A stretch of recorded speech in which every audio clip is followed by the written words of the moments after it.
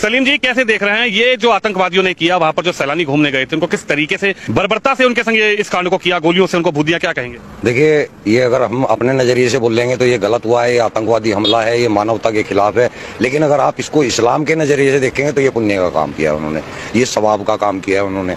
ये कुरान के स्क्रिप्चर सूरह तौबा की जो 5 आयत है उसके अंदर सेम टू सेम यही प्रक्रिया लिखी है कि काफिरों को जहां पाओ वहां देखो, उनको मारो, घात लगा करके उनको मारो। इन्होंने भी तो वही किया, घात लगा के मारा, बाकायदा उसकी रेकी हुई है। घात इस्लाम में ही लिखा है, कुरान में ही लिखा है, किस तरीके से निहत्ते लोगों को इस तरीके से देश के वासियों को भून दिया जाए, उनको मार दिया जाए। ये मैंने कुरान की तो आपको आयत बताई है, जो सूरह तौबा है, कुरान की 9वीं सूरह है और उसकी 5वीं आयत है, वहां पे ये लिखा हुआ है। सेम इसी तरह बर्बर तरीके से मारने का लिखा हुआ है। सेम ये लिखा हुआ है कि उनको मारो, जब तक मारो जब तक कि वो ला इलाहा इल्लल्लाह कलमा ना पढ़ ले या जजिया देना कबूल ना कर ले, तब तक मारो। यानी कि पूरे हिंदुस्तान के हिंदुओं का यही हसर होना है इस्लाम के अनुसार। इस्लाम के अंदर अल तकिया नाम की चीज होती है, आपने सुना होगा अल तकिया। अल तकिया वो चीज है जब इस्लाम के अंदर हमें कोई ऐसा काम करना होता है जो कि सामने लोगों को नाजायज दिख रहा है, तो आपको वहां लोगों को तो नाजायज बताना है, लेकिन काम वो सवाब का करना है आपको। इसको बोला जाता है अल तकिया। तो ये अल तकिया करते हैं, जो कहते हैं ना हिंदू मुस्लिम भाईचारा,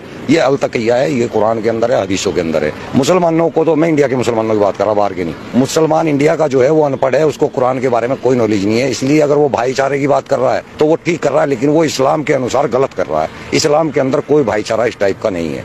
इस्लाम के अंदर केवल मुस्लिम भाईचारा है, हिंदू मुस्लिम भाईचारा कोई नहीं है। आप पढ़ के देखें या किसी आलिम से बात करके देखें। अब मैं भी आलिम ही हूँ, मैं आपको बता रहा हूँ।